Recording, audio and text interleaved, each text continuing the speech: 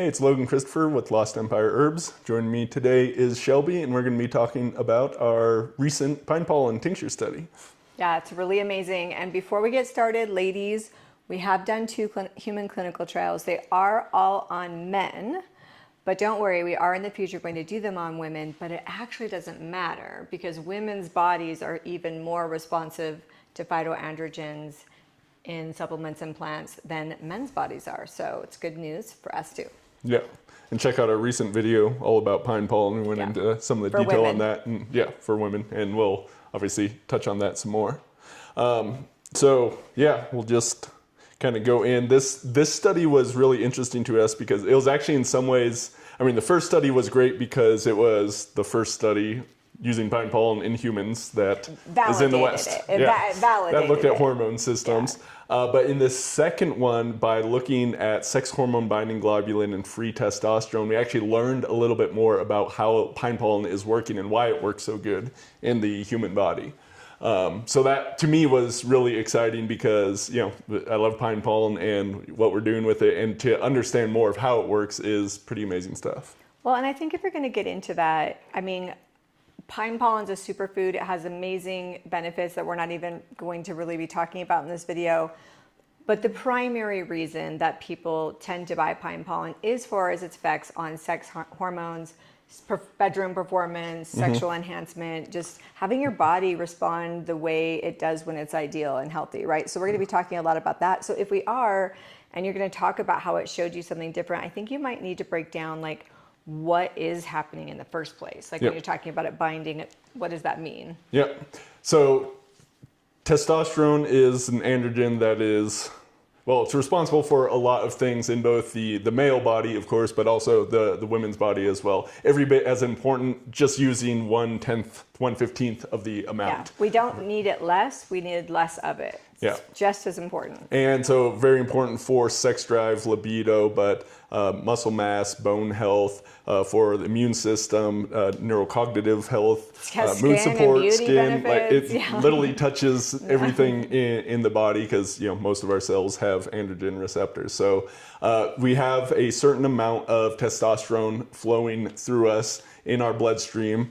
And of course, it is produced in the men, mostly in the testes, but it also gets produced in the adrenal glands for women. They produce the smaller amounts in the ovaries, the adrenals, and it can actually be produced in a couple other places in the body as well, but it's much smaller amounts. Right. Yeah. So when you talk about, I actually don't understand this. So if you do and not understand it like me, we're going to learn together. So when I saw this new study and it talked about free testosterone versus not free, like I don't understand that. Yeah. So testosterone is this molecule and it can get bound to a couple different things. There's this protein called sex hormone binding globulin or steroid hormone binding globulin. The name kind of says what it does, right? Yeah. It binds to sex hormones, so definitely testosterone, but it binds to DHT, to estrogen a little bit more weakly. It has a strong binding with testosterone. What that means is once it is attached, it doesn't really come off of it. And the original idea with this, and this is part of it, always biology is more complex than scientists' initial ideas of how something works, is that sex hormone binding globulin would bind to testosterone and render it inert. So it wouldn't be able to dock into cells and thus be able to exert its effects. So you could have proper levels of testosterone flowing through your body, but it's as if you don't because it can't be received? Correct. Yes. Okay, and so then what causes that binding? So it's just this protein is bound to that, and the protein gets created in the liver. So that is the kind of original picture, and that's definitely playing a role. But it also seems to be like a transport system, and there are receptors on certain cells for the sex hormone binding globulin. So it's not a complete picture, but it is at least a good percentage of the picture. So this is the difference between total testosterone and free testosterone. Okay. There's other proteins like albumin that can bind to testosterone and the other sex hormones, but those are weakly bound, so that means they can join on and then pop off real easy. Whereas with sex hormone, it seems to really stay together, at least for the most part. So you can have a high total testosterone and a low free testosterone, and your experience is as if you have low testosterone. Yes, okay. yes. And the research, for me personally, I like to see ideal levels of both total testosterone and free testosterone. Digging into the research recently, the data shows more that free testosterone is actually more important. Got it. So if you had to have one of the two, then definitely you'd want free testosterone. But in my world, let's go for optimal in both. And this is much more looked at in men, but it is going to apply to women as well. And I believe the mainstream is talking about this a lot too, right? Like most women, I would say women over 40, it is now pretty mainstream to be doing something to nurture their testosterone, whether it's hormone replacement therapy, bioidentical, or working with phytoandrogens or something else. Like we are finally in a society that understands women need testosterone. And more are starting to measure testosterone. I don't know how many are actually looking at sex hormone binding globulin and like free testosterone. Not. I think that's even lesser than a total testosterone. There are some newer tests that like my naturopath for my wife recommended, the Dutch test, which is going to give really quite a complete hormonal picture of all the different things. So it's also very confusing to look at one of those reports because this gets converted into that and so on and so forth. It's a lot. This study was showing that it helped men increase their free testosterone levels. In this case, so we essentially made this kind of harder on ourselves. We wanted to, in our first study, we looked at men that were 50 plus. In this study, it was guys 25 to 50. So it was a younger crowd, and their total testosterone levels at the beginning were really all over the place. Like some were, I don't think any had actual low testosterone, which is under 300 nanograms per deciliter is how they measure it. But the reference ranges for these hormones tend to be quite all over the place. They don't even really have like an ideal reference range for women. That's one of the difficulties of this. Well, and it's important that we point this out because our first test with men over 50, we're going to expect men over 50 to have naturally lower levels of testosterone just from age, right? And they did. But so moving the needle is a lot easier, right? So in a healthy man, one of the reasons phytoandrogens move the needle faster in women with smaller doses is because our baseline is so low in the first place. It doesn't take as much to move that needle. But if you're a healthy man, even if your testosterone's low, it's so much more than a woman. So it takes a lot more to move that needle. So for us to widen the human clinical trial to men that could potentially have much higher baselines, that was a pretty significant test for us to do because we didn't really know. I mean, we knew from all the thousands of reviews, but we don't medically know, what's going to show up. And we have an idea that pine pollen helps with testosterone, but that's just kind of the idea without actually having the specific kind of clinical data. So these men had an average of 499.2 nanograms per deciliter as a starting point. That is considered normal. Like that's pretty good. I personally would like to see 600, 700, 800, a little bit higher than that. Like 700 plus is really what I would say is more an optimal range for men. But these guys that's considered completely normal and decent. But these guys, so regardless of their starting value, they did come in with some symptoms associated with low testosterone, which could be ED, other sort of low sex drive, but some other stuff as well. And did they come in with their free T evaluated as well? Yeah, so the free T, and that came in an average of 10.48, which again, that's completely a normal number. The lowest was 4.4, the highest was 14.8. So 4.4 might be low, but everything else was, just kind of normal. So what was the test? They had to take so much, what was the test? So before they started the supplementation, they had their blood drawn, so they were looking at total testosterone levels as well as sex hormone binding globulin levels. Which gave us the free testosterone. You're able to use a calculation to get free testosterone based off of that. And so we did not look at sex hormone binding globulin and thus free testosterone in that initial test with men. And that's why this one was kind of exciting. We were just trying to prove out it raised testosterone, and period. We wanted to, we got that baseline, let's try to extend it a little bit further. Like what's it doing? Why is it doing that? So So yeah, then they took the supplement for 8 weeks and they got tested at the end. And here we saw total testosterone basically did not change. It actually, the average went down slightly, just by 12 points, which is insignificant, and it completely could be chance, which is different than we saw in the original study. But the free testosterone came back. The average was 11.72, so it raised over a point on average, and that is significant on the free testosterone side. Yeah, that's much more so, because it is a smaller amount that you're playing with there, and that was actually statistically significant. And so total testosterone didn't change here, but free testosterone did. Right, and I don't think we talked about in this video, but the reason that works is that pine pollen has phytoandrogens in it, which in your body, one of the things that does is your receptors, your hormone receptors, receive it very similarly to as if it is testosterone, and you get similar benefits. And what I love about that is you're not flooding your body with synthetic hormones, you're not flooding your body with real hormones, but you're flooding your body with androgens that your body receives as if it's testosterone. It does a lot of other things that balances out yourself, but that's what the idea is that you're taking phytoandrogens and seeing if your body will receive that as testosterone and help balance out what's going on. I just put together why. So what happened was that sex hormone binding globulin lowered in this test. So how exactly is the pine pollen doing that? Just hypothesis just came to my mind is that, okay, these phytoandrogens are coming in, so the sex hormone binding globulin is going to those, and then at some point they're getting excreted from the body. So you're pulling out more sex hormone binding globulin, thus there's less that's connecting to your own testosterone in the body. So that's interesting. So it lowered total in some cases in a way that wasn't significant. It was all over the place. It was basically a wash. But but then in the free testosterone it had a significant influence. And then what you didn't talk about, so it lowered the... So it lowered the sex hormone binding globulin, which increased the free testosterone. Okay. Yeah. Before it had binded. Yep. Got it. Yeah, so and that is, like, again, we don't have the data on how exactly this is working biomechanistically in the body, but that idea that it could be drawing the sex hormone binding globulin out through the interaction of these phytoandrogens kind of makes sense. Right, and we've known, I mean, you've had this company since 2012. 2012. I mean, we have thousands of people who write in and talk about the effects that this has and what it does in their life, and a lot of even...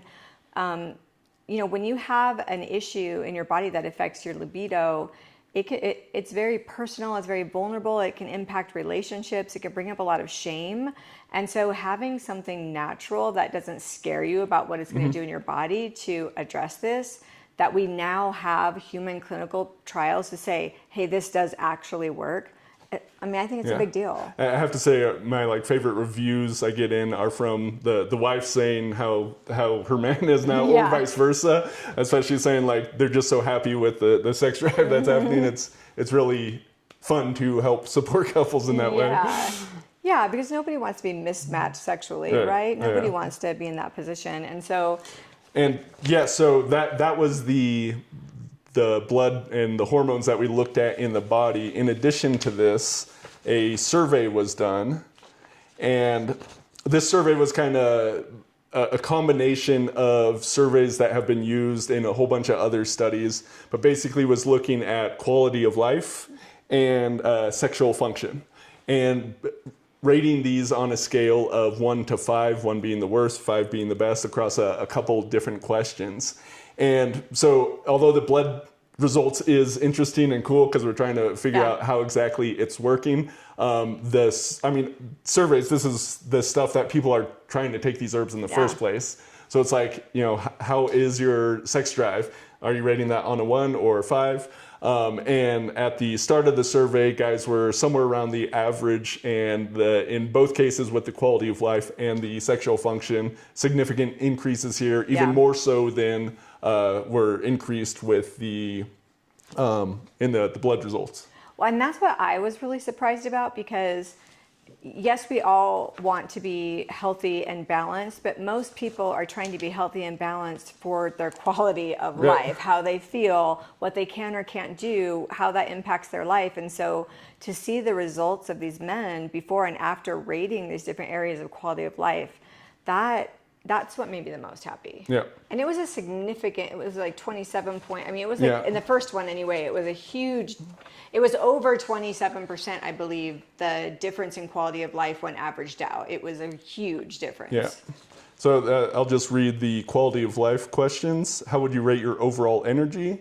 How would you rate your strength and endurance? How would you rate your enjoyment of life? How would you rate your happiness level? How would you rate your activity/sports ability over the past week? So you see quite a range of things that really shows quality of life. And the mean score went from 13.09. So understand, if you're rating these on a scale of 1 to 5, you can have a total score of 5 to 25, right? So the average score was 13.09 at the beginning and then 19.45 at the end. Huge. That's over 8 weeks? Over 8 weeks, yep. Yeah, so they supplemented, how much did they take every day? They're just taking our recommended dose, which is 1 dropper, 30 drops, 1 milliliter twice per day. So like morning and afternoon, and taking this 5 days on, then 2 days off. So they're cycling it. And the reason for that is the feedback cycle of how hormones work, right? So, and this is more out of an abundance of caution and just kind of understanding how the hormones work, is if you take something, your body is going to adapt. So we have the hypothalamic pituitary gonadal axis in men. And with this, there's other hormones involved, luteinizing hormone, follicle stimulating hormone. Basically, the body is saying like, oh, testosterone is this level in the blood. Okay, we want to bring that up. So let's trigger these hormones, which is going to trigger more testosterone production, bring it up. Oh, it's too high now, let's bring it down. So it's working on these feedback mechanisms within the body. By cycling, you are taking something, so your body is like, oh, we're getting this boost. Oh, it's gone now. So it doesn't quite adapt to that, and therefore stop or lower its own production. That's the reasoning behind the cycling. So this is just our standard recommended dose and cycling method that was used in this study. Yeah, and so for women, how that translates is we have a lower baseline, so it's easier to move the needle. We also have a completely different regulatory hormonal system. I guess our hormones aren't the ones that are so dramatic. No, but really, we advise that you're doing between 1 and 10 drops a day, which I love because 1 bottle of pine pollen tincture lasts me forever. Last months. Yeah, it lasts me forever, which is really great. But 1 to 10, and that doesn't mean that some people don't take higher. You know, some people do. It's about finding your right dose. But the difference is it's safe to explore and experiment with that. And even if you drank the whole bottle and had some kind of negative impact, like that's going to rebalance within a couple of days. Like it's nothing major. So that's the thing with women is 1 to 10 drops. And just to remember, it's not less important for us. We just require less for optimal health. And so that's how it works for women. And I love it. I love it. And the tincture is actually the one that we say more for boosting testosterone, whereas the powder, and we have capsules as well, is more about just the full nutrients. And balancing the hormones. And balancing the hormones. So the sexual function section of the survey, the questions were, and this is mostly about erections, so bear with me here. Rate your confidence in achieving and maintaining an erection. After sexual stimulation, how often is your erection hard enough for penetration of your partner? During sexual intercourse, how often can you maintain an adequate erection after penetration of your partner? During sexual intercourse, how difficult is it to maintain your erection to the completion of intercourse? And how often is sexual intercourse satisfactory for you? Yeah. So those were the questions there. And before taking this, the mean score was 15.27. Afterwards, it was 20.09. So not quite as dramatic of a difference as the quality of life, but still significantly so. Yeah. And that's why I'm curious when we do the test on women, because I know women that go for bioidentical testosterone replacement therapy or traditional hormone replacement therapy. I talked to a doctor and she said there's a lot of reasons, but the top 2 is not just libido and sex drive, but also ability to orgasm. I didn't realize that was related. So I am interested to see. Obviously different questions would be used there. Right. But do they reach orgasm easier, or is it more fulfilling, right? Like being able to ask those questions, the similar things that women are looking for when they go to get hormone replacement therapy. Yeah. And so this didn't really cover like libido, just sex drive in general. But it was more looking at that sexual function. I believe the first study had more of a question based on that. So slightly different surveys we're using here, but in both cases, I mean, this is the kind of stuff people are taking pine pollen tincture for. So very happy to see the results in this. Yeah, so now, I mean, we've got the science behind us. We're going to be doing more clinical studies. Yeah. We don't have one exactly planned now. We'll they're expensive to do, very expensive to do. And unfortunately, without a company like ours paying for this, it's just not going to get done at all. And along with some other stuff we're doing in R&D and looking at pine pollen with the phytoandrogen content, we're looking to see hey, can we find even better pine pollen within the U.S. and then extracting in different ways. Some cool stuff we've got in the works on that side of things as well. Yeah, and I'll just share one story of why I feel like it's really important, and we'll link to him in the bottom too. But we have someone that we work with named Todd. I cannot remember your last name right now, Todd. I'm so sorry, but I'll put it in the thing. But he is a professional stuntman. He's a strongman like Logan is, just a really amazing human.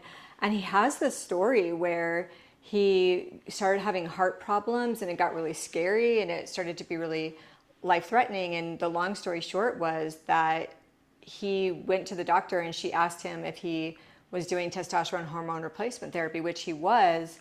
And it has a significant effect in a lot of men that actually causes heart problems. So much so that this doctor said, when a man of your age comes in and complains about heart things, my first question, are you doing hormone replacement therapy? And so he stopped that, and it took a while. And then he started using Lost Empire herbs, and it corrected the health concern, and it's addressing the low testosterone that he was looking at. And so he is very open about that story because he said men need to understand this can be life-threatening for some people. I had no idea. So I really appreciate that we can now prove that this is a safe alternative. Absolutely. Yeah. So yeah, stay tuned. We'll have more science, more deep dives. Hope you're enjoying these new videos we got here. Let us know any questions you have, and we'll be sure to cover it. Thanks, guys.